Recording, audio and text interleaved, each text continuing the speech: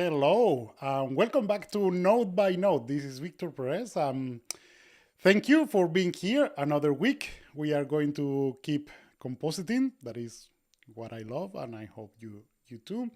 And I'm just going to be sharing, the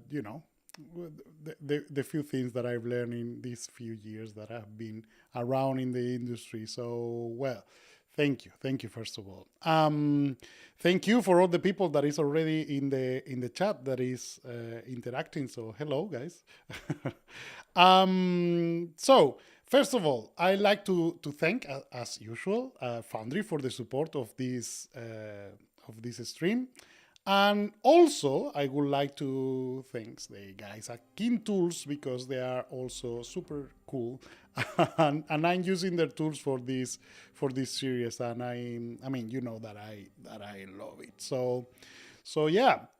Um, Before I'm going to start, I know this for the people that is in Europe and in the UK, this is an unusual time because I'm going like 1 hour later, and this is because in UK and Europe they have changed the clock, so they changed for the British summertime or summertime in Europe, so that is a time difference. But as usual, I'm going to keep the same slot, GMT, Global Coordinated Time, so the Greenwich original time.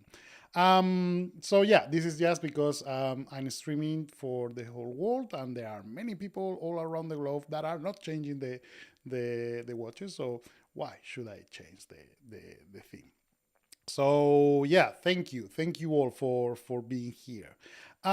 Just a bit of housekeeping. As usual, if you want to support me, you know that the best way of supporting me is, as usual, is just subscribe to this channel and hit the like if you like the video and if you find it interesting or you learn something. So that is what I hope is just sharing. So at the end of the day, I hope that you guys enjoy what I'm sharing. That's it. Well, if you didn't, you shouldn't be here. So thank you if you're here. it means already a lot to me. So thank you.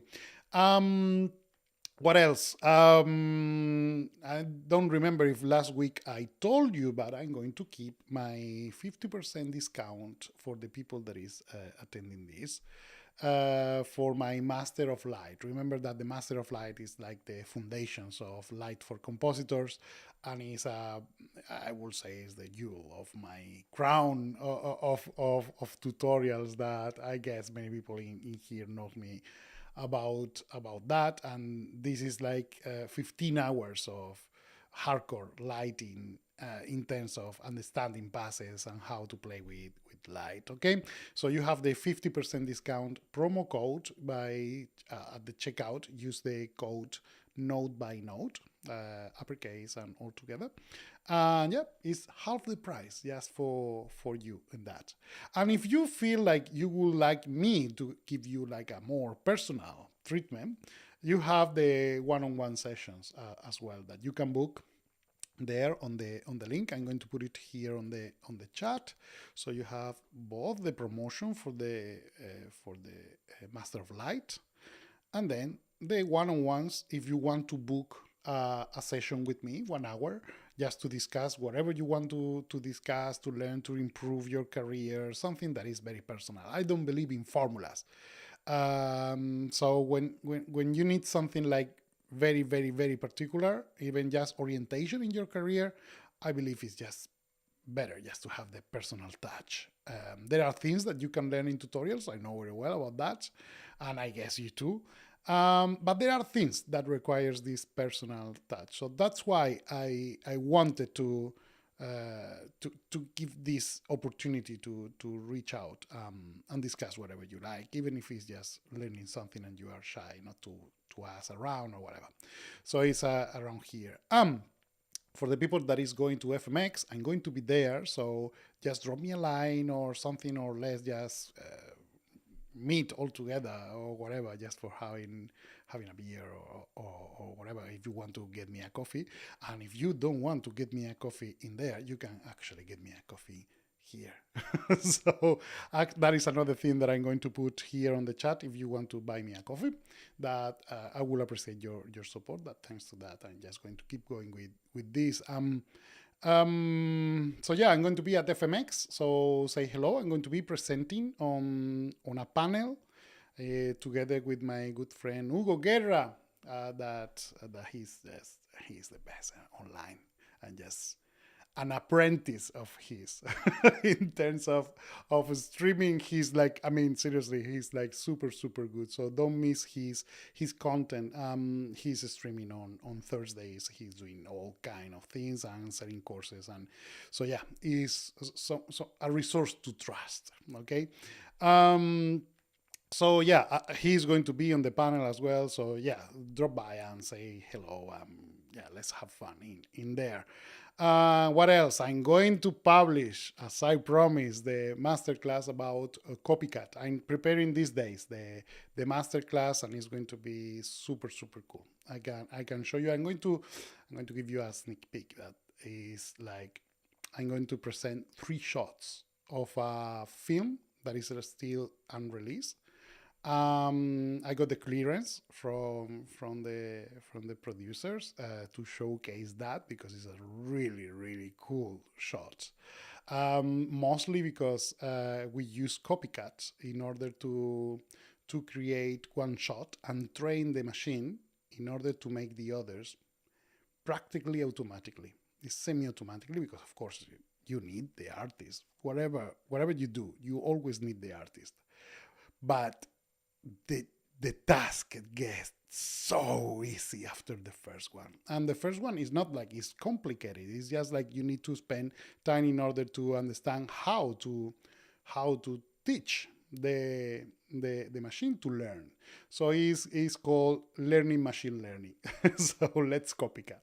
And that's it. It's just showcasing how Nuke copycat is actually using the machine learning, the neural networks, and all of this. So very interesting. It's going to be there. It's going to be premiere at FMX, and it's going to be then online in a special live session I'm going to do with Foundry in their channel. Okay, so that is something that is coming, and way more things. For instance, something that I was thinking about is like, after this shot, what should be the next thing that I should do? And I was thinking, thank you for all the people that have been making suggestions and sending me emails. I'm reading all of them, and I reply as many as I can, as fast as I can. But yeah, I'm receiving a lot of requests, and one request, I don't remember who made this request, but it was really cool. It's just like, how to make a visual effect shot for a photograph, how to make dynamic a photograph and integrate things. And so I was thinking, like, maybe I can use the elements of Action VFX. I was using their website in the previous shot, and it's super cool. They have so many elements, and I use them a lot in production. So I was thinking, like, well, maybe I can mix something and create from a photograph just to create a proper shot, which is, I'm not going to say that it's like a digital map painting. So it's going to be a shot. I'm just going to use whatever I have in the tool set, just in order to make that shot happening. So yeah, we will have a look at the pictures. I'm going just to purchase a picture on Adobe Stock or one of those sites. And then we are going to play with it until we have fun and we create something. So we are going through all the phases. Not today. It's going to be in the next one. But if you have any suggestions for the pictures, the kind of shot, or you want to send me yours or whatever, it's just, as always, just get in touch. Okay, so once said that, I'm going to leave my link tree in here so you can get connected with me in my social media and all of that, if you like. And then let's start with the usual, the usual thing. So this is Nuke, as you know. Thank you very much. Let's start by opening the shot that we were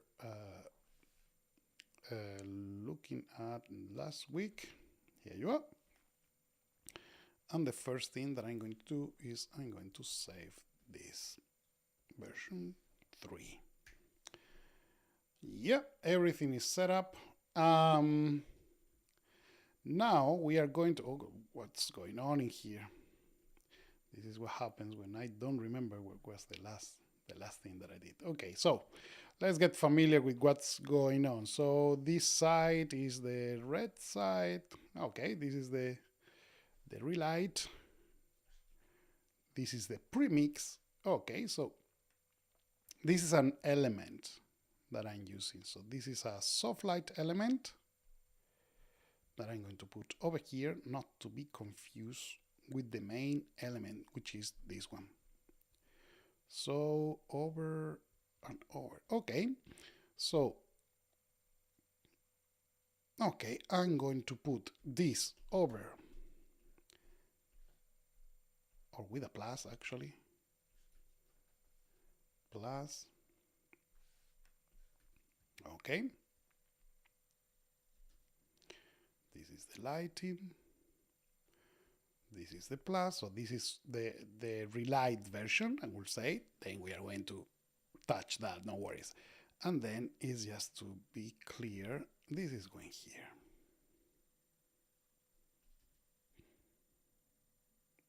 Okay, so I did a double fusion in here.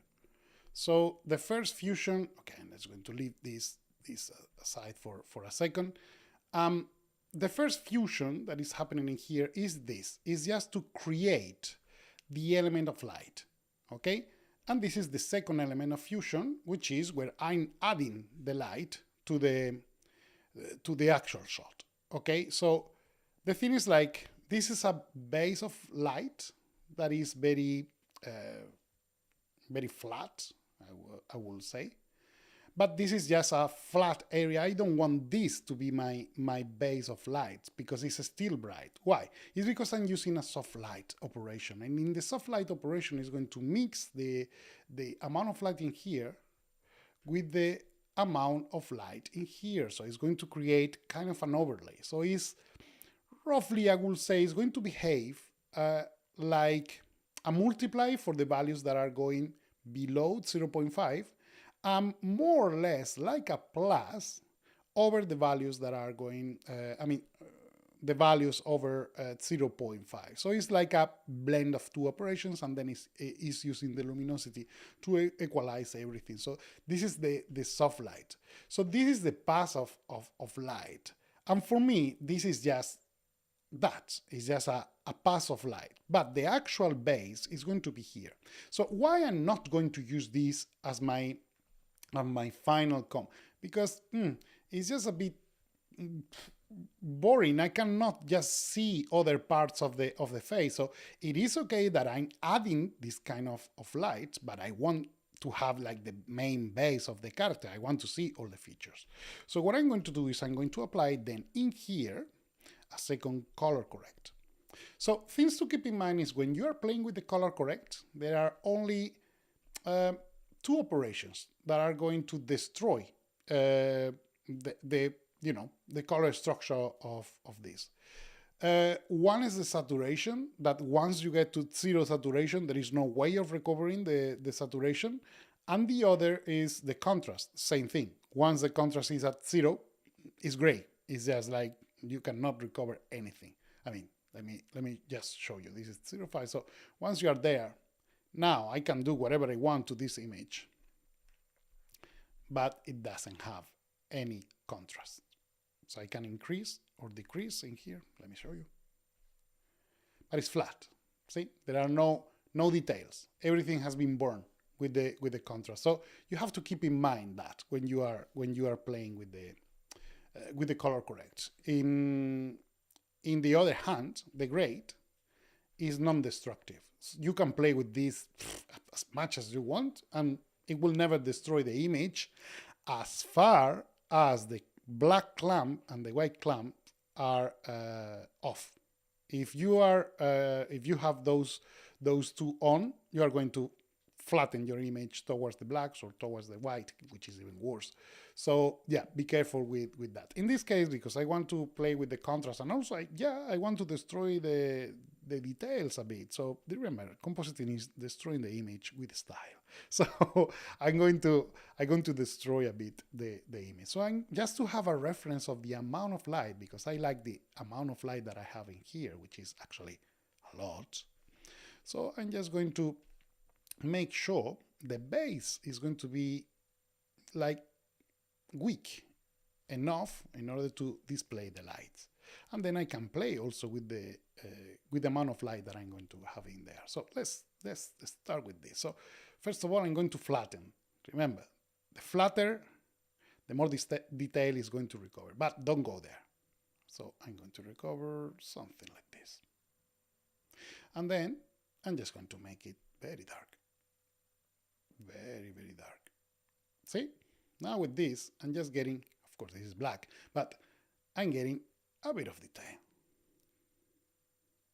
Have a look at the difference between this and this. It's not much, but in here, the nice thing is like I can always correct without affecting, in theory, the color of the lighting. So if at a certain point I receive a comment from the director that it says, it's good, I like the light, but can you recover a bit of the light of the actor?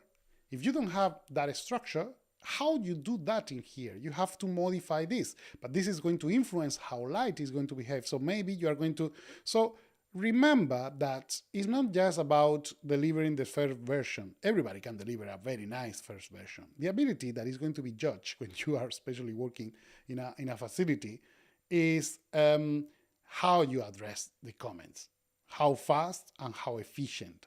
So it's all about that. So that's why I like to create structures that I understand they can be modified. Okay, so I like that. I'm going to get a bit of detail in there to recover. Let me just have a look at this. Oh, yeah. With this, I'm going to flatten even more. Another thing that flats a lot the image is just the gamma. If you increase the gamma, it's going to increase naturally the amount of brightness, but it's just flatten the curve on the top, which is why you feel that thing. So it's quite cool.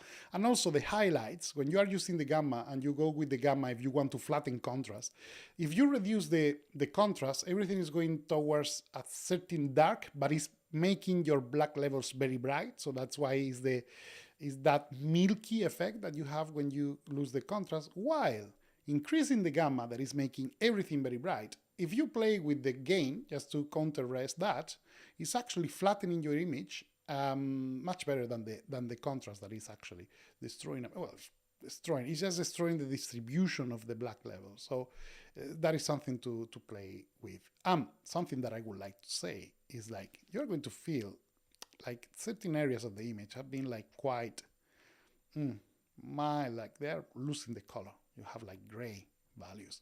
So something that can help is, remember, saturation is going to express by the contrast of the image. So if you stretch the contrast in order to flatten the image, you need to counter-rest. If you want to preserve a bit of the color, you need to counter-rest with the saturation. The thing is, like in this image, look what happens with the saturation. It's making this weird effect in the eyes. What is going on? Well, you have channels that are going below zero.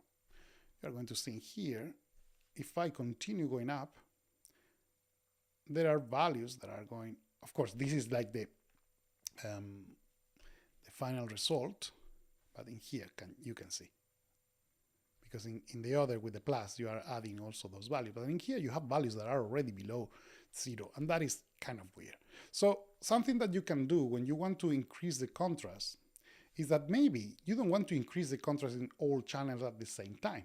maybe you can increase the contrast on certain channels. So the effect is like cross in here. If you use TMI, for the people that have been following the Master of Light, they know very well why I use the TMI. So if you use that, the controls are going to be cross. So now if I increase, you're going to see that this is going greenish when I'm going up, and this is going bluish when I'm going down. See? Which is the contrary of the sliders.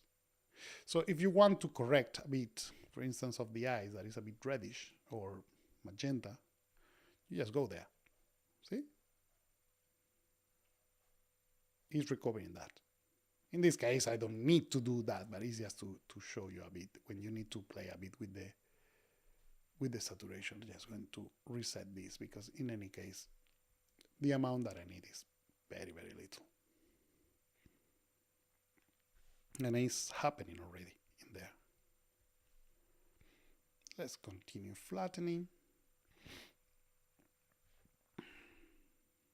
Something that I can do at the end of the day is like lose detail, big time. Right now, as you can see, if I raise my gamma, there is a lot of detail in there. That is photographically incorrect, by the way.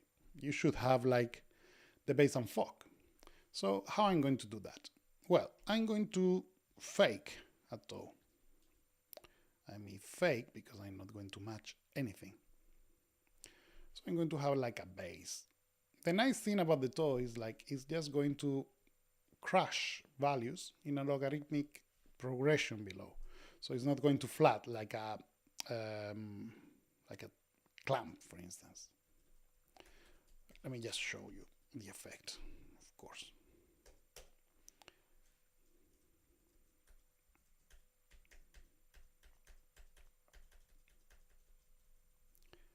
See what's going on in here? I'm just setting what is the minimum, the lift. But I still have values in there. So how do I do this?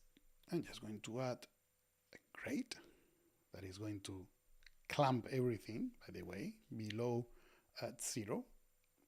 And now I'm going to crush things against the toe. Of course, this toe is super massively high. So when I add in a lot of information, but look at the milky blacks. So what I'm going to do is I'm going to touch the black levels. Usually a toe shouldn't go more than 0.05. That is already a lot. See? You can see that is milky. Look. That is already a lot. Values, usual values that are already high are going to be 0.02. In certain cases, you want to go like big time to increase a lot, but remember, you can destroy the image. So right now, what I have done is just make sure my values, see, I'm just gone in there. So I'm going to crush now the values to lose the detail that I said before, because I don't want to have so much detail that is looking fake. So I'm going with my offset, and I'm going to start losing. Something like this. So just to show you again, this is the base that I'm having, which is, I'm going to call this the face of this guy in the darkness, just with the tiny rim light of something, which is enough just to see. So there is data in there. As you can see, there is a lot of data. I can even remove this, but you are going to see that what I meant of the logarithmic compression. Look at the information in the eyes. Just losing all those values that were going too deep. So this is my base. This is the actual darkness that I was talking about. So now with this, have a look at the difference between this and this. Can you see that now there is a profile in there? So I can see the face. So of course, after this, I can play and just add or remove the amount of light. Where I'm going to do that? Let's leave those two color corrects in here are going to be my definition of look. So this is how it should look, which is practically, in easy terms, is flat and dark. Those two are the photographic result. So are how the sensor is going to interpret that in terms of the minimum light. So this is the look definition. This is the reaction of the sensor to that light. Then once you have something like this, that is pseudo physically plausible because it's light and shape, that is going to behave in a very natural way. Okay, things that you can do with this once you have this element is you can increase the light of every element in there. It is recommended that you play with the lights in here in the constant. So if you want to touch the amount of light, just go here and increase that. Why? Well, right now maybe it's going to be aseptic, because it makes no sense. Why not to go to the light and increase this value, the intensity? Why not? Well, yeah, you are going to have the same result, but as soon as you see everything together in here with I'm going to remove this just for the time being. As soon as you put this, everything is going to look very strange, because you are going to have something that is creating more light than the actual light that is made of this element. So that is why it's better that you play with the element, because everything is going to be relative to the element that I have in here. Okay, so let's play with this. I'm going to figure out this thing, and oh my god, it's bleeding outside the boundary box. Well, what can I do about this? There are so many things that you can do. I'm just going to, right now the boundary box is in there, so I'm going to play with the boundary box. And the overscan, no, it's not necessary, because that is going to take the image outside, when it's not going to crop outside. So in here, I don't think I have anything that is interesting for me, so I can just go and apply adjust V-box. Why I was hesitating? Exactly because of this. Look what's happening. What is happening is that, yeah, it's not kind of connecting. Why? Because Bokeh is using deep samples.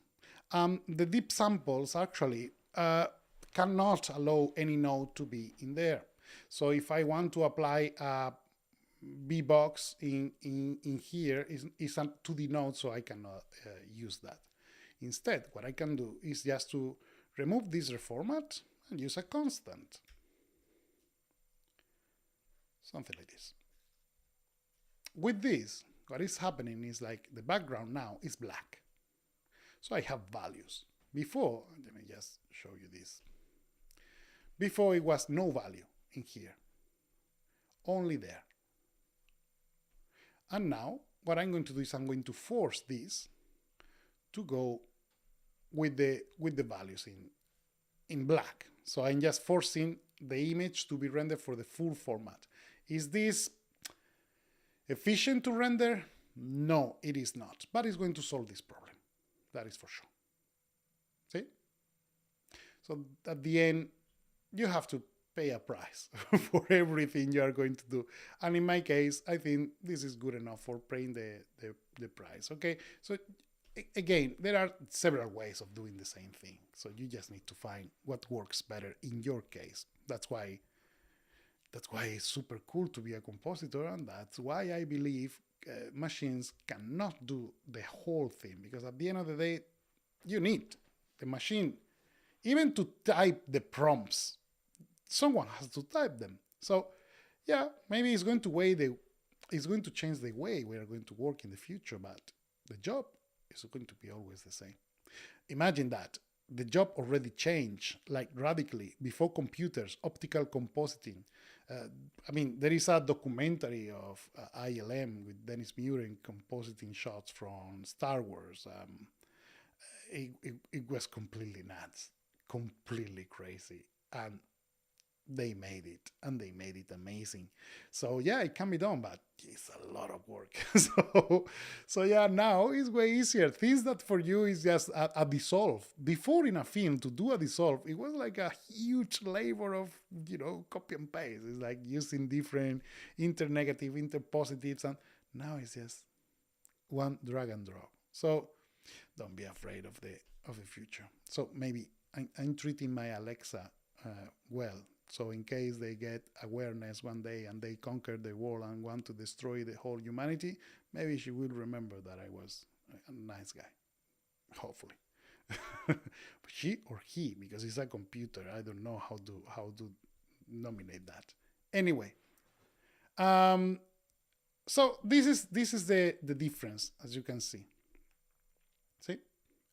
Now, for some reason, it's not creating the issue, but before it was. So I'm just going to leave the constant in here.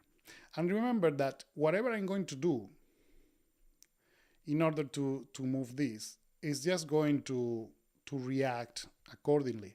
So I think this is the one for, let me see. I'm just going to look at this from my scene. Yeah, this is the lighting scene. This in the hat elements. Oh, here you are, the preview. It went a bit too far. Yeah. Okay, so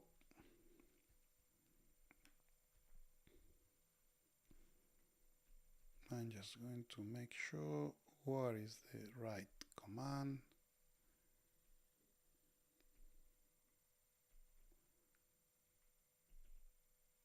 Okay. I think I'm going to use this one. Yeah, this is the rotation. And how far it is going to be here. Yeah.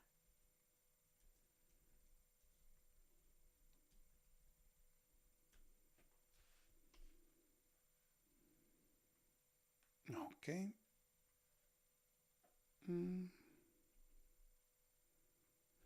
It's in here actually. Here you are. Yeah, because I didn't want to touch the original axis. So just to play with that, just to show you how cool it is that it's interacting. If I play with this,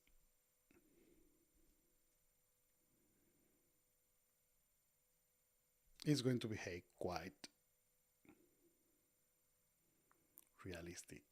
I just love it. So now if I put it in here, it's just getting into focus. So where is the focus in here? Of course, the focus is on the face of the guy. So that's why when it's going far from here, it's just losing the focus. You can even pull the focus inside, so you can just change the focus from the head and then going, but that requires you to project and record from the same camera if you want to. And I don't think even that will be that interesting to have any element in focus and then the face of the actor out of focus. I mean, we can try that if you guys ask me on the chat, and everybody's super excited about creating that. I can do. But I don't think it's going to be like a big deal. So remember what I was saying about changing the color. So I'm going to change the color in here. And by the way, you can change the color in the I or in the V, and depending on where are you going to change it, you are going to have a different result. So the I is going to maintain the temperature and the magenta, while the V is going to maintain the hue and the saturation. So it depends on what is the result you want. You are going with one or the other. Depends on what the color you have is going to have like a real difference. If not, maybe not. I think this is already really far. just in order to create a good interaction. Or maybe the red is so close that is giving a bit of intensity that is not allowing the blue to shine. So I'm going to do something. I'm going to reset that. And I'm going to play now by bounding my controls. So I'm just going to make this. Well, the first is this one. So I'm going to make this value to command all the other values that are in here. So intensity. And now, of course, doesn't want to move.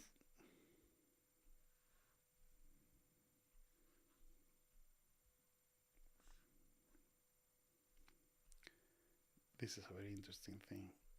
It's kind of a bug in this version. If you just move over the script, it's not going to work. So you need to overlap slightly or just put them together as I'm doing right now, so it doesn't pass on top of the script. It is a known bug. It's a very silly thing, but yeah, it happens. So I'm here also to report bugs. So yeah, this is what I meant. I can just increase the amount of natural light. I mean, natural light, the light that naturally is emitting. So by doing this, right now, I'm creating more light. So it's going to have like a hot amount of light in the center. And for some reason, it just decided to go out of control with the interesting, and just changing the amount of light, and this guy decided just to go super defocus. Okay, I think something is playing with the bokeh. So you can do that to bind the amount of light, but another thing that you can do is just change how light is going to decay. So it can go in a linear, so it's going to feel a bit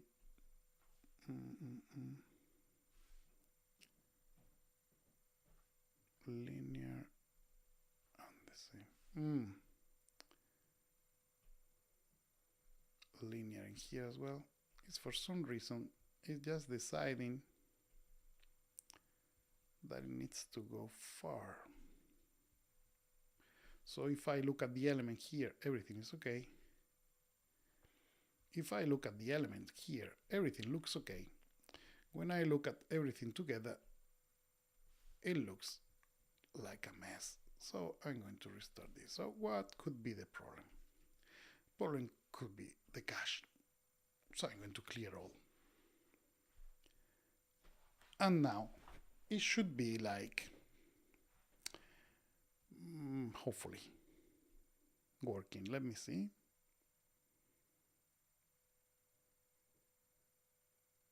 Okay, it's creating that.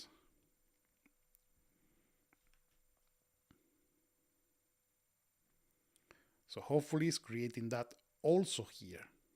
So when this kind of error happened, I don't mind if it's looking bad, but I just want it to look consistently bad, not to look good in a node and to look bad in another node without a reason. So in here, maybe I'm just going to defocus the image from multiplier. Rear world lens.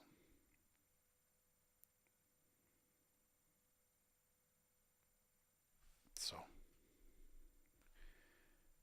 let's put this into focus. So how can I put this in focus? So let's see where is the camera. I'm going to put the camera and the model this time. So the camera is in here. I'm afraid because I'm mixing cameras. So I'm going to put this camera here. Yeah, it wasn't a good idea just to mix cameras from the beginning. So I'm just going to get rid of this. This camera is, are you sure? Every time it's asking I'm sure. I'm afraid, but it's just asking this. So I'm going to put this and this. So I want to see, so what is in here? I'm going to put the model. Okay, this is apply material. I just want to go with the model. Yeah. So it's in here. Yeah. So can you see this symbol in there, this cross? That is the focal point. I mean, the focus point, not the focal point, sorry, the focus. So what is the point that is putting into in the focus. So what I'm going to do now is first of all, I'm going to use only one camera. I don't like to use different cameras, especially if they are the same. So I'm going to get rid of that. So that camera is just operating there. Same here. And what I'm going to do, something that I like, is just to simply, wow, it got in the right direction. So I'm going to place it in here.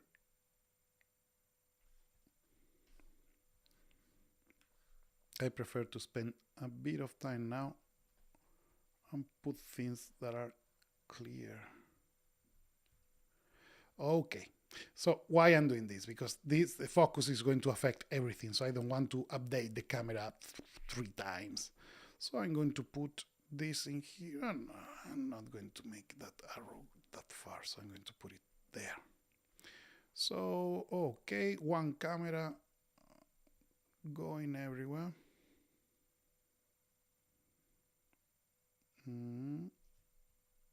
Okay. Okay. Now, let's put the focus on the right place. So, in the camera, we go to projection, focal distance. See that the cross is moving? So, I'm going to make sure the cross is going to be at the level of the eyes. Because that, if I'm using in the bokeh the real control camera, that is what is going to give me the element of where is the focal point in there, the focus point of that. So let me see if now the result is going any different. Yeah, it's going different. Hopefully it's going to stay like this. Okay, so good. Now it's going to render everything. And now it's not working, because why not? So let's troubleshoot. So I'm going to clear the cache. It's not the cache.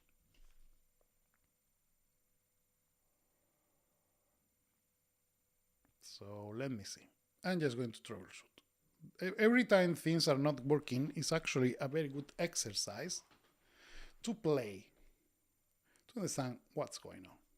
So first of all, this is working in here, and it's not working in here. So it's very easily, the problem is in the bokeh. So let me see if I just change something like this.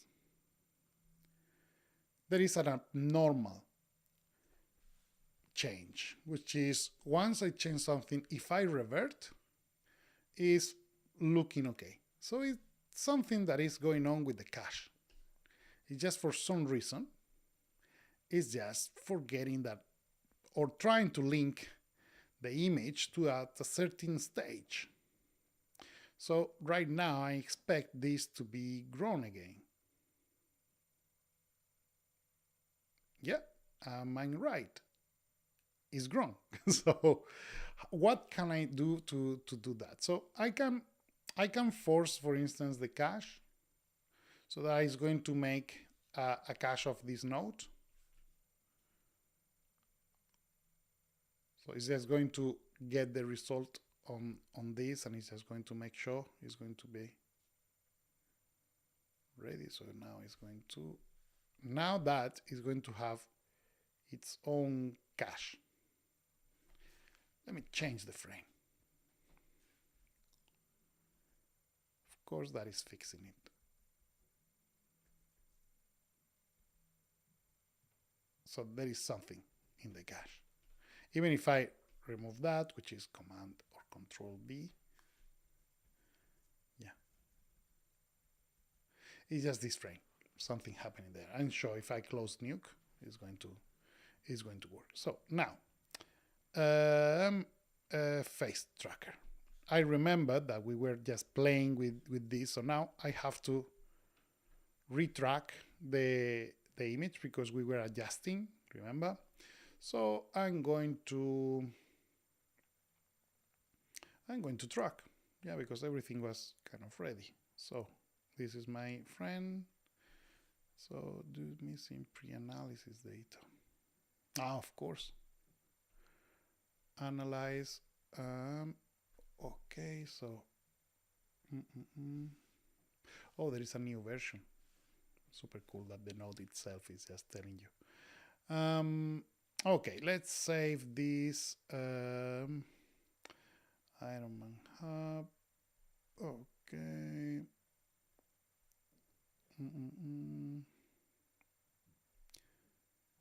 Iron Man face tracker. I'm just going to, well, I'm not going to overwrite. I'm going to call it version 2.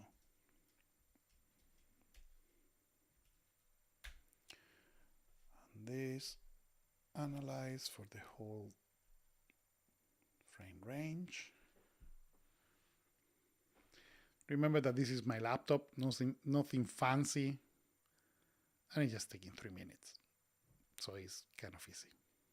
In the meantime, I'm going to have a look at the chat. Okay, so someone is asking, I came late. Is that face builder? It is from King Tools.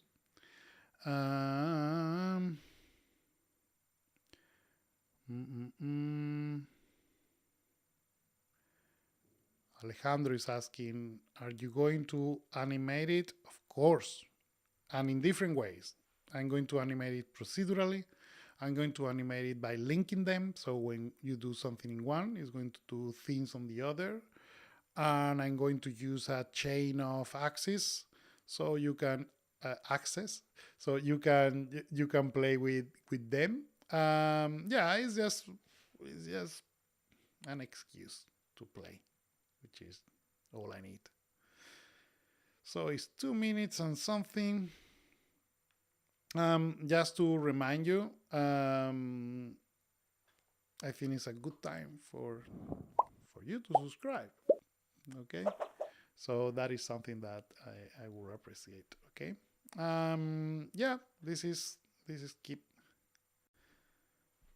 work.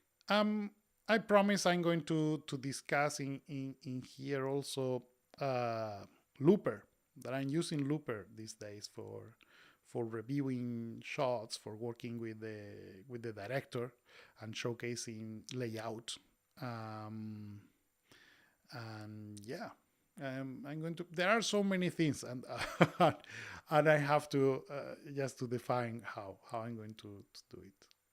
So the Unreal Engine with metahumans.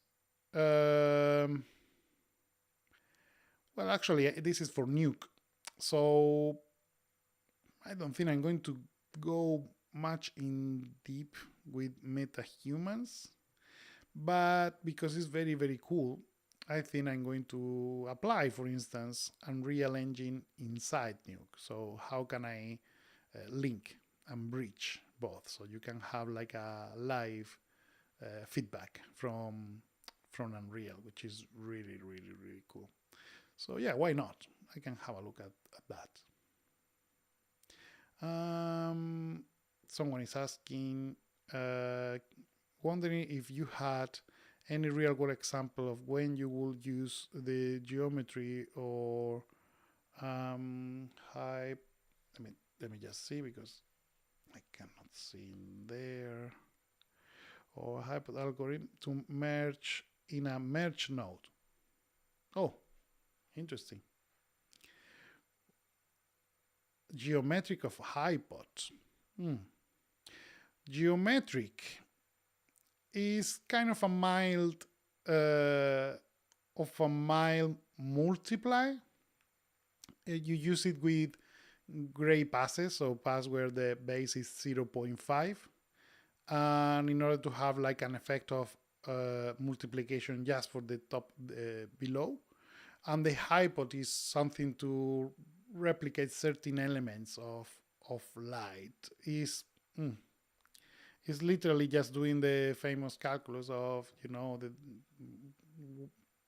two sides of the triangle. So it's just that, the Pythagorean calculation of the hypot. But yeah, not that.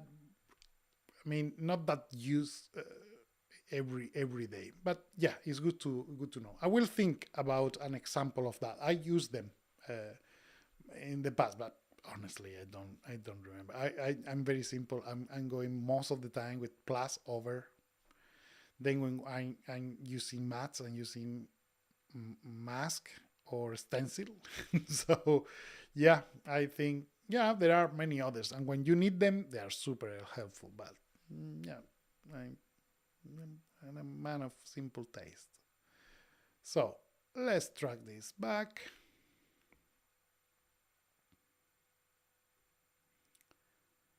As you can see, once the analysis is done, it's super cool. It's really fast. Of course, you need to adjust sometimes. Let me see if it works if I align the facing here. Yeah, it helps. Then you can just align this and this and this.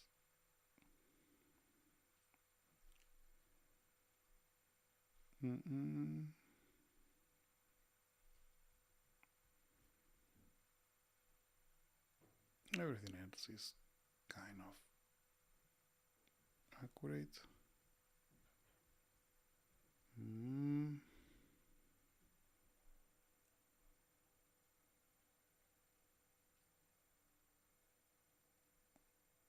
Okay.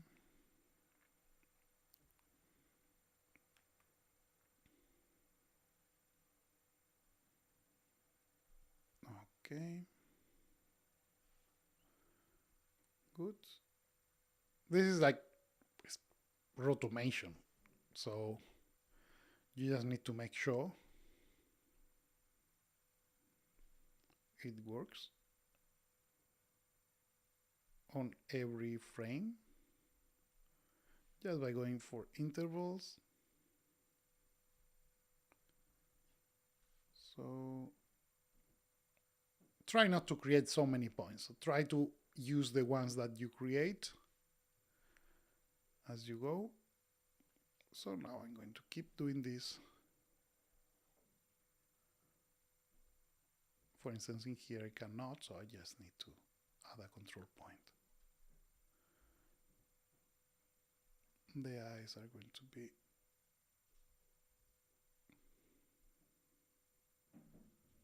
here.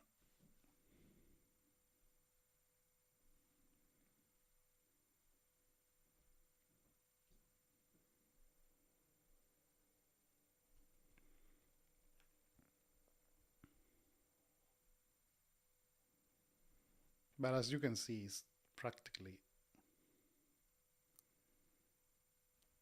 done. It's just adjusting a few things.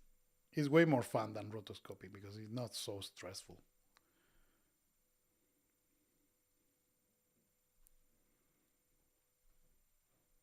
So now I'm just going to play with this for a while.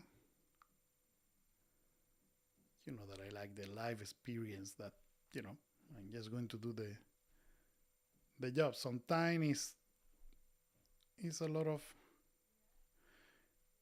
creativity to do some others. It's just what it is. It's just mechanical. So I try to enjoy both. Because of course, when you are working really hard on a shot and you get exhausted creatively. So you just need, in my case, sometimes I need something easy and rewarding, something that I can point my finger to see if it's well done or not. And this kind of rotomation or rotoscoping or these kind of things, you just need to understand, to appreciate it, because many people is like so unkeen to work doing this. And I find it quite relaxing sometimes.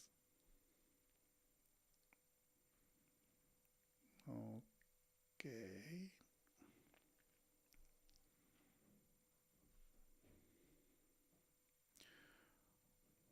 Of course, it's not always relaxing, especially if you are in a rush and then you discover like, oh my god, I need to do a lot of roto. Yeah, I know that, and I'm with you. But if you're well organized, just also place your roto task in the slots that you know you are going to need a bit of relax. So let's track forward in here.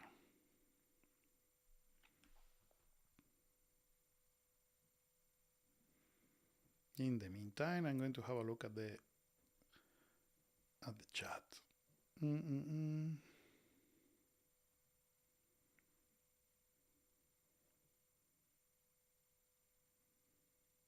Mm-hmm.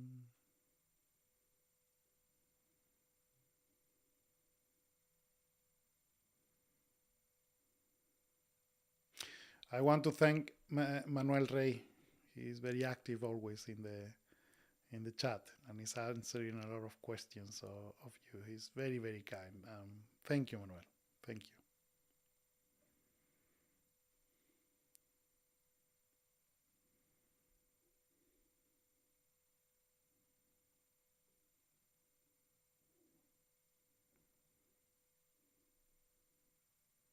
So, Manuel, you have a name that is very Spanish. But I know you are not in Spain. So, can you tell me a bit? Tell us a bit about you, because you are really amazing. So, where are you from? Where are you based?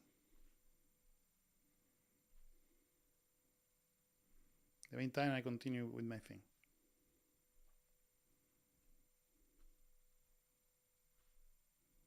I love this control of the eyebrow.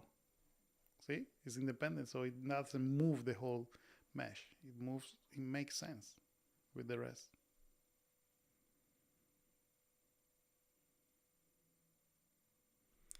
So, Mr. Manuel is Gallego, of course.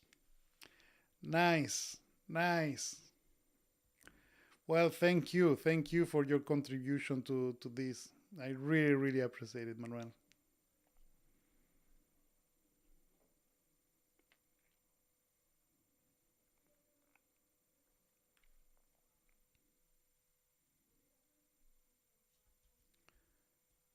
Okay. See, sometimes you just need to iron a bit the wrinkles and everything is falling into place nicely. The mouth, as you can imagine, is like the most trouble place, but it is amazing because it's super cool that the computer, the software, understand where the mouth is open, when the mouth is closed. It's super cool.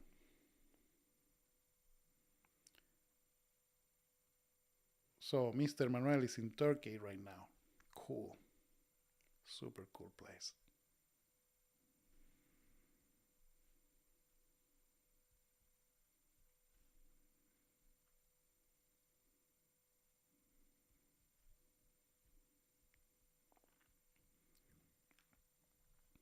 Well, I have to say that Turkey is very lucky to have you. If you ever come to London, I hope to see you around here. The same for you guys. If you guys want to meet or something, just arrange in the chat, and we can meet maybe around summer, and we can exchange. Maybe we can have we can meet in a pub, and I can stream from the pub. That could be really cool. I'm planning to do that on FMX. The session that is going to happen during the FMX week, I'm planning to do it from FMX, from one of the booth or from the speaker's lounge or something. Or maybe it's going to be a bit too late. FMX is going to be closed, or maybe I'm going to do it from the hotel. That is like the second FMX. Everybody that has been on FMX knows that there are two FMXs. The first one is the official FMX, where you can see amazing people talking about amazing projects, and they're going to show you demos, and they're going to tell you how they did all the greatness. And I'm talking about the best of the best in the world. So it's super cool that I have there. So the conference, the official conference, is about that. But then you have the other conference, the piano bar conference. The piano bar of the Maritime Hotel, which is the official hotel of the of FMX. In there, you have the opportunity to have a beer, a drink with these people, and just to I agree with Hugo. The speaker lounge is so loud in there, because you cannot have meetings anymore, because everybody is like super excited and everybody's talking to each other. But in the piano bar, you just ask the uncomfortable questions that you can ask only when you have a couple of beers. So it's like, okay, super cool that, but how did you solve the real problem? So what were the struggles that you found?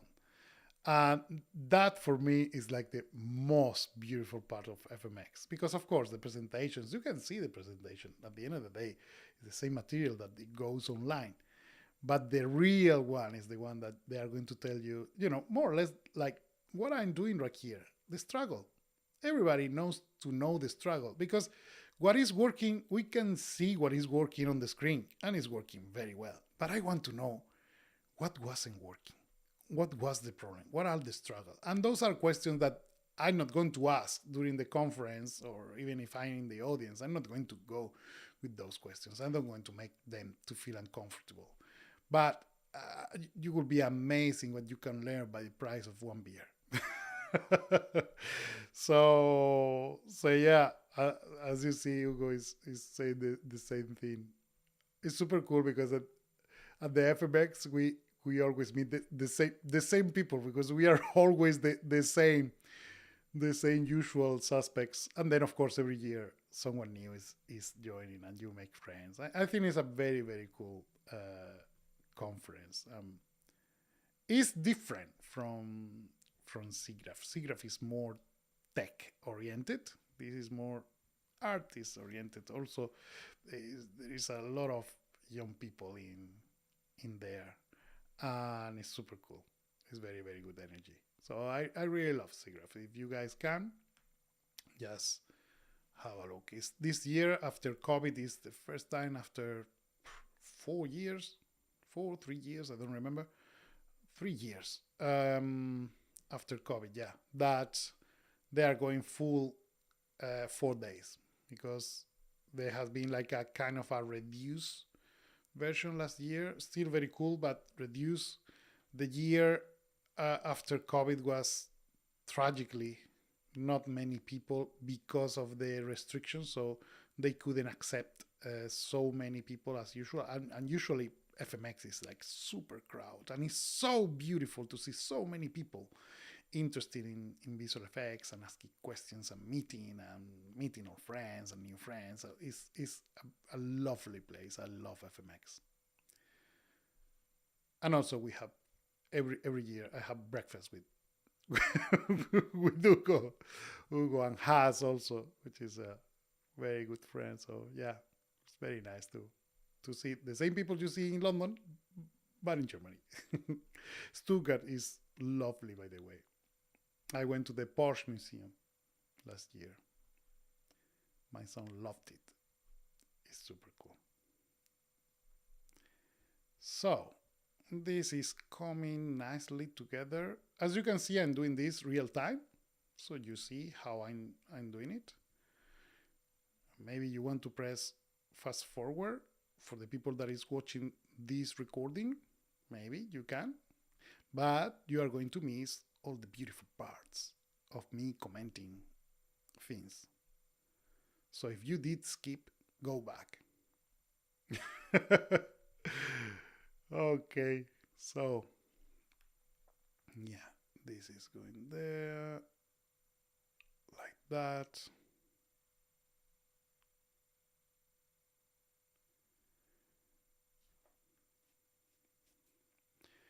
Yeah, yeah, we have to go to dinner. By the way, I mean, if you think Hugo is the real genius of the family, maybe you're going to be wrong if you don't know Ana Marquez. Because her book, she released a book a couple of weeks ago about vegan cuisine. I love, don't get me wrong, I love meat. I'm not vegan. But I admit when food is good. And I have to say that vegan food, I have many prejudices about vegan food. My nephew, that is a VFX data wrangler, by the way, hi Fran, um, he is vegan. And we were working on a project last year together for the first time. He was mostly coming to my apartment in the location we were working, and he was cooking for me. Oh my god, it's so good! But then I went to Hugo's house, and Anna cook, and I have to say that was really a party for my taste buds. So yeah, the book is amazing. Maybe Hugo can put the link in here so you can guys have a look at the book. It's seriously, it's so simple. Even if I said that I'm not vegan, I acknowledge that reducing meat is actually something that is good for your health and for the planet and so many benefits. So if you have the identification that going vegan is just eating salads or something like that, my friends, you are so wrong. Even the desserts, oh my god, I still remember, Hugo can say that is true. I remember when after the dinner Anna asked me, hey, do you want to take a piece home? And I said, yeah, why not? But I'm not sure it's going to arrive home. Well, it didn't arrive to the train. So it was like super, super good. So yeah, definitely. And cooking is fun, and it's something that everybody can do. And it's something that you can put. It's an art as well. So yeah, I'm very happy about that book. And yeah, I next stream I'm just going to show you. But Hugo, please put the link in here. Even artistically, the book is beautiful. I mean, see, I'm watering my mouth is already watering. It's so cool. So yeah, have a look at the book for vegan cuisine. So yeah, I didn't become vegan, but I reduced a lot the amount of meat. Yeah, I mean, for me, it's not a question of the animals suffering, because I know it's the chain of life. I still disagree in how animals are treated in a massive industrial way in order to, for us to eat. But the problem is the waste. We waste also a lot, and we consume. So I think it's also time to become more responsible with the planet and also with the creatures that are in there. So I will eat any creature that has a scream and resist to their own death, but in a responsible way, if you know what I mean. Oh my. Anyway, so FMX, where is FMX? FMX is in Stuttgart, in Germany, which is very well known also because it's the hometown for Porsche, Mercedes. You have a Mercedes museum in there that is beautiful. It's seriously beautiful. I love how they present you the cars and the story of the history, and everything is so beautiful, so very well done. And of course, Germans and cars is like, it was meant to be there. So it's highly recommended. You can also go to the Porsche factory, and you can see how they create the cars, which is in itself beautiful. So highly recommended. But FMX, this year I won't be going to SIGGRAPH this year. This year is in Colorado. It's an unusual place for SIGGRAPH. SIGGRAPH is every year is in 1 year in Los Angeles and another year in another place in North America. So it can be basically anywhere. It was, I think Vancouver has been a few times. It was also Washington, the year of the COVID, if I'm not wrong.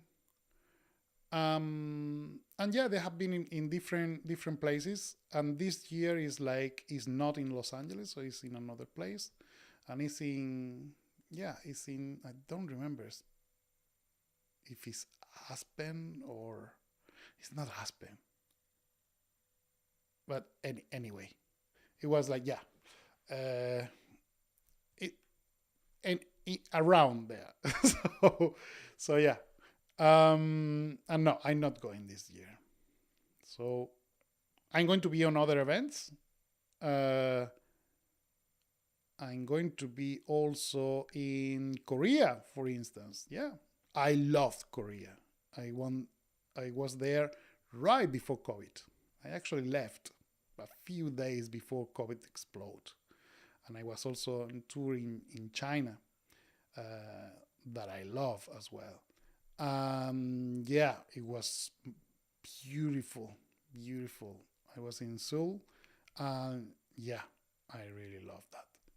So this year I'll be back in Korea and other places that I don't want to spoil.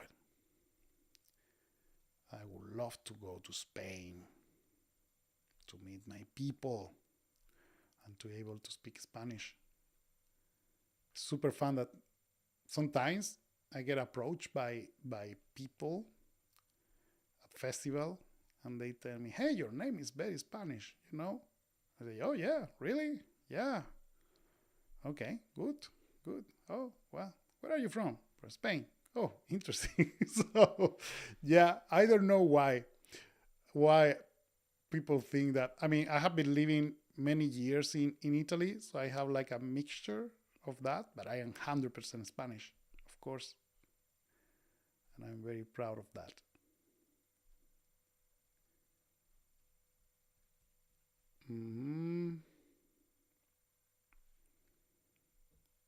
I'm just dedicating a bit of love to this mesh, which is, by the way, if you think about it, I'm just working on 10 seconds of animation. This is rotomation for 10 seconds without Kine tools. If you attempt to do something like this, it's like, be my guest, have a try. It's going to be massively difficult and a lot of time. And in here, I'm just dragging pins and just adjusting very easily and relaxed while talking to you. So that is the problem. When things are so easy, it just like it has no value. While many people has been working like really a lot for us to play with these toys, to have this opportunity to work and create amazing things, yes, with a few clicks. That is beautiful. Yeah, Denver. Thank you, Regis. It's Denver, the place in Colorado where is going to be the next city of this year in August. Yeah, I think it's the second week of August or something like that.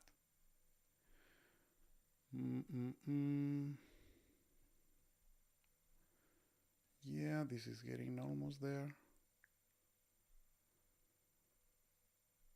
Okay.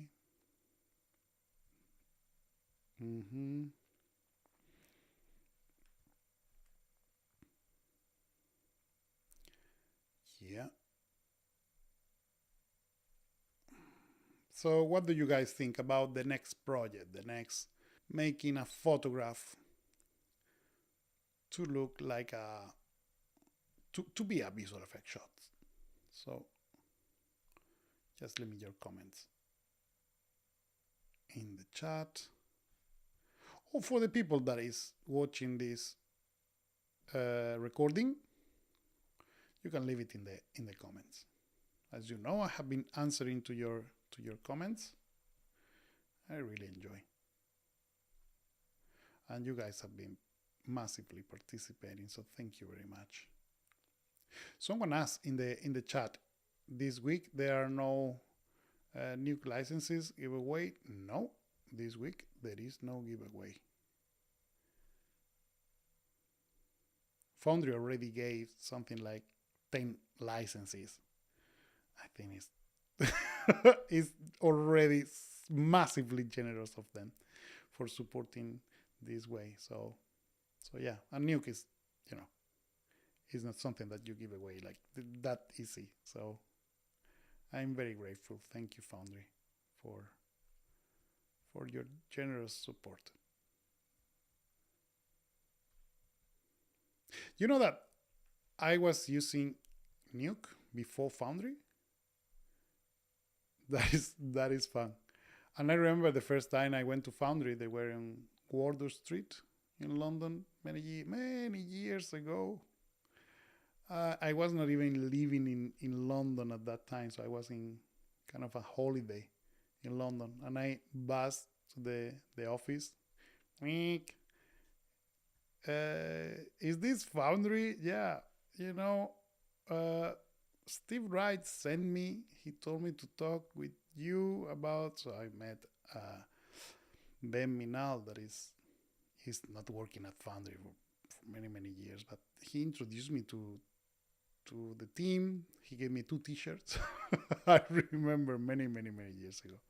And Nuke was quite of new at Foundry, and Foundry was like one small company on the 3rd floor of a building near Piccadilly Circus many years ago. And then I said, okay, can you just help me? Yeah, have a look at this. So they gave me like a trial license of 6 months or something like that. It's like, okay, just play with it. But by that time, nobody was using Nuke. Nobody. I think Hugo was using Nuke on that time. He's also one of the few. And by that time, everybody was using Shake. And everybody was saying, like, of course, Shake is the one. And so it was like saying, today, is, if I tell you no, Nuke maybe is going to not to be the standard anymore. It's like, you name another software. And everybody was like, no, absolutely not. Oh, come on. Nobody is going to remove Shake. It's the standard. And it's in something like 3 years. They just passed from Shake to Nuke. Because it was the natural evolution. It was the 3D system, for instance, and so many cool things advanced. And it was the nice thing, one of the keys was very easy to jump from Shake to Nuke. I remember I was lucky because by the time the industry decided to change, many people have no idea how to use the software, and it was something like already 4 or 5 years I was using Nuke. I started just helping others to jump into Nuke, and then I got massive attention because everybody was coming to me because I was using Nuke. Even I have a funny story, a double negative. I was working. When I enter, I published, it was right after I published one of my tutorials. By the time I enter, I mean, nobody knew me on that time. And 2 weeks after, I had a queue of people on my desk just for showing them how to use things in Nuke. And then, it was difficult for me to work, so they decided, because I was all the time I was sharing with other people, and I really love it. But also they were a bit concerned because it was like, yeah, you're using a lot of time for training, which is very cool, thank you very much, but we have trainers for that and you have to finish shots. And I said, okay, but I'm very bad of telling people, no, I'm not going to help you, so could you please just help me with something? And they say, okay, no worries, we are going to put you in another desk with the 3D people. So yeah, they put me with the 3D people, and after 2 weeks I have a queue of 3D people asking me how to use Nuke to do their own pre-lighting and to test things. I was helping them to do their own keys and stuff, so it was so much fun. So yeah, very good memories. And very good people. I met very good friends in there.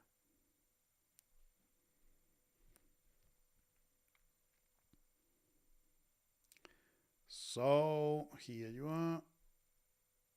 Okay, I think I'm going to try the mesh now. Okay, I'm going to save. Wait, stop. Okay, let me just fix this. The year wasn't right. Okay.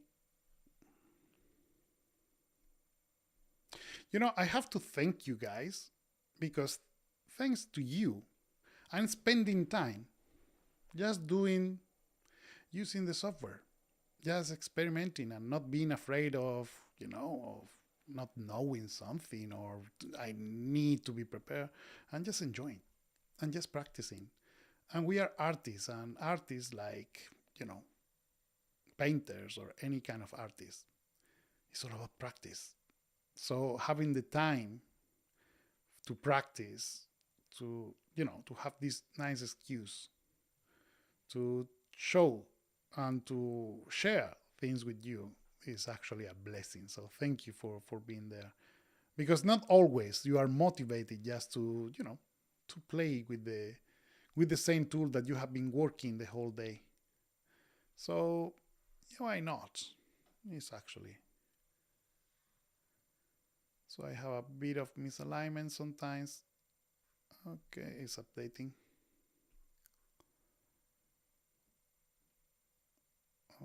Okay.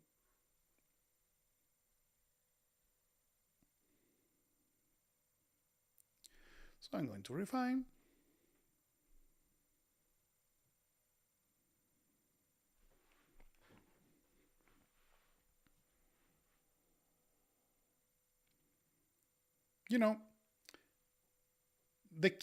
The key of everything, especially in art, but I will say it's everything in general, it's all about consistency. It's just not to do things when you love to do them, because everybody can do that.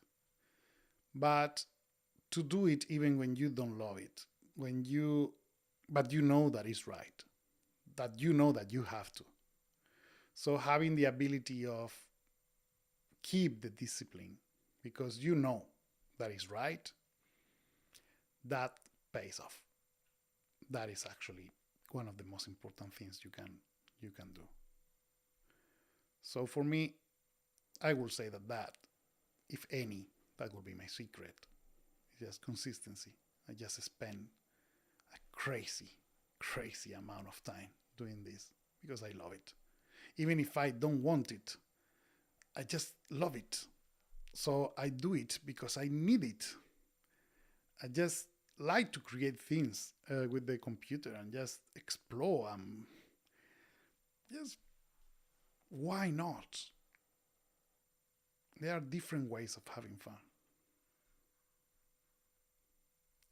So, as you can see, in less than 30 minutes, I just struck this face perfectly for what I need. You are going to see that this is going to be perfect. Okay. So before I finish, now that I fixed the question of the catch that was doing the focus thing that was a bit annoying, what I'm going to do, oh, don't say, it's still there. The mystery of the defocus is still creating that, but on certain frames. Okay, I just changed the frame.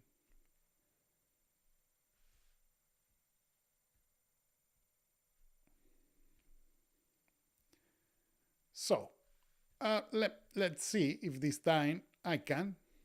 So I'm going just to increase the base light of this. No, it doesn't want to. Just decide that it's not right. So maybe there is something that for sure isn't here. It's a bug that is coming from there. So maybe I will report it or something. I don't know exactly why. But yeah, it's just sometimes it's doing that. I like to use the real world simulation because it's super cool just to play with the aperture and everything. But in this case, I think I have to do it here.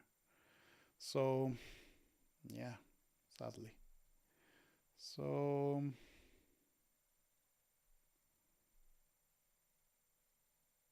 it bothers me a lot. And I don't know how to make it. I could always pre-render, but I don't like to pre-render in here. It's just too early to start pre-rendering.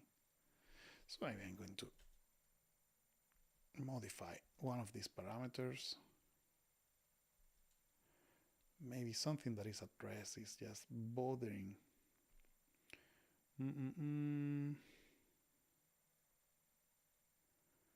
It's custom.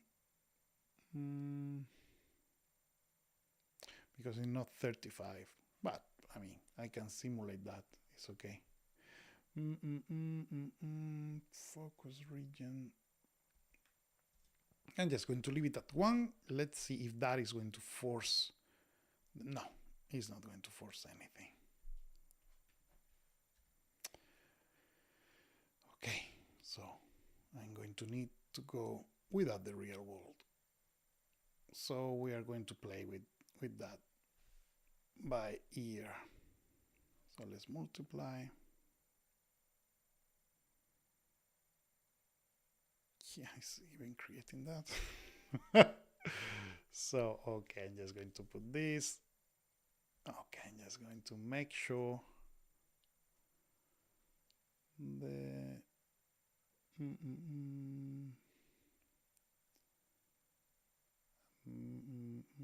let me just double check everything is going to be in the right place.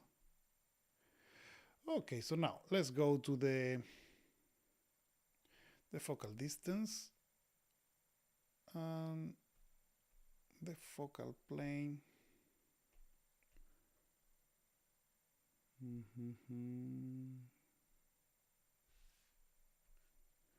I'm just going to deactivate the camera so I can just play with this manually.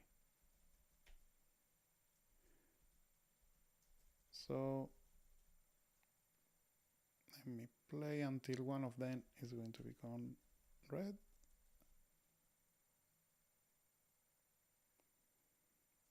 No, it's just going to the other way.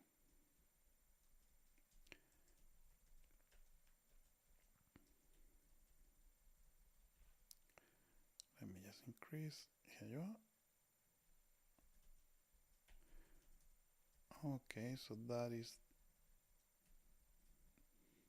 If I want to create the focus to simulate the real focus, what I'm going to do is I'm going to place also.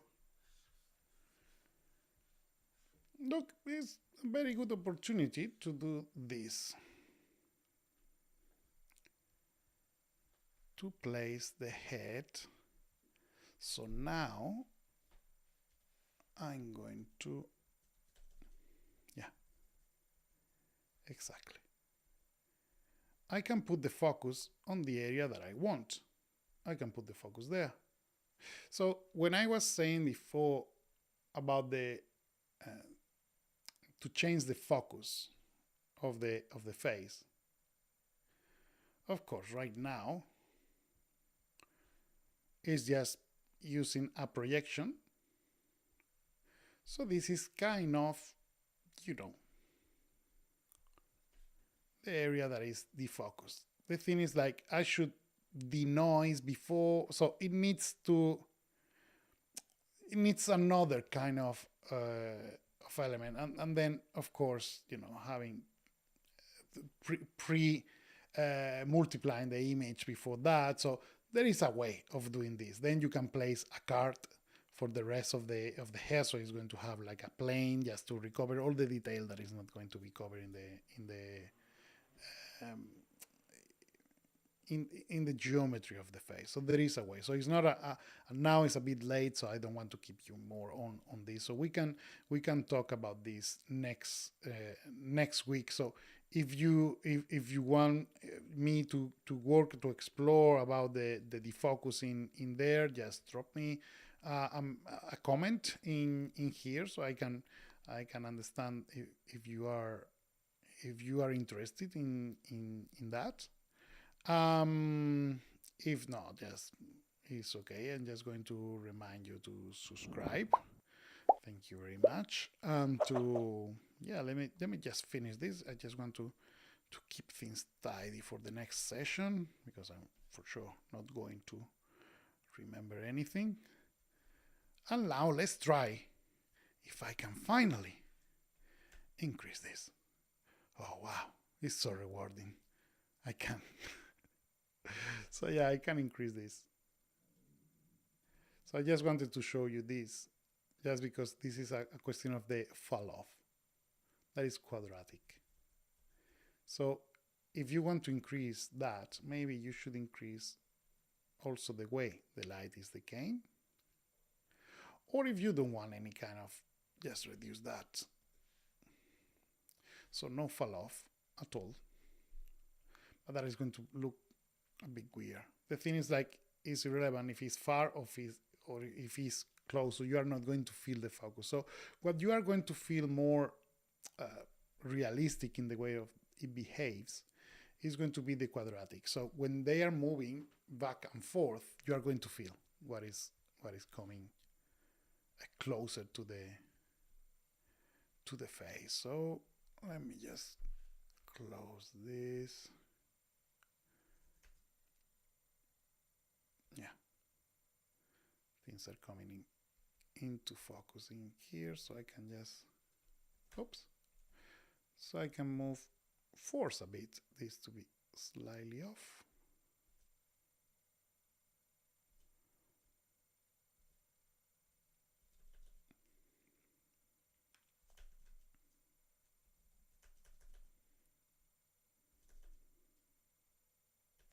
Just in order to have, I mean, at the end, if you are using this, you are doing a visual approach. So it needs to make sense in here. That's why I prefer to use the camera, because the logic of the camera is really easy.